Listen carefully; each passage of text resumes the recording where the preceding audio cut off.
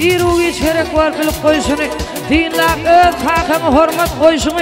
Dinin kimliğine baka getirler. Hormatlarlar ya da izat ederler. Bil hakan ağrı sene mağrıyındır. Kanırlıp bakmağın hakan tanrıyındır. Uğrun sen hakanı hoştur dimani.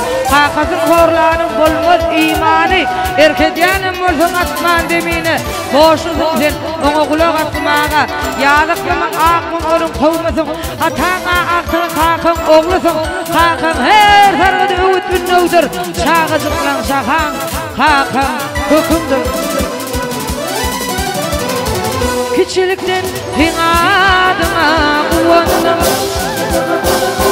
Ulandım avrayına dayandım. Küçülükten fin adıma uyandım.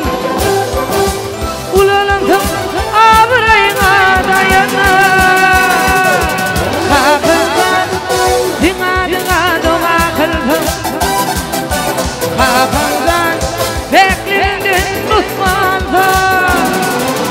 Hakan'dan adım bilen bir kalbim. Hakan'dan din vefade onun golfüm.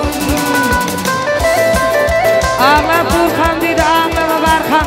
Zada daretlerinde marıp Turkan. Hatta kan çekmenin dünyada yok kan. Şeyle mehribanlar Hakan sözleri. İyiliğine iydirdin hep giydirdin.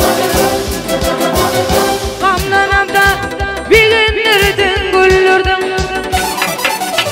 İyiliğine iydirdin hep giydirdin. Kamlı vaktım bilindirdin güldürdün. Hakan'dan dinadına dua kıldım. Hakan'dan beklerimden Osman'da.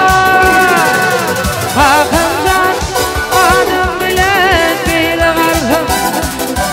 Hakan'dan din vefade oğlum golfüm. Hakan'dan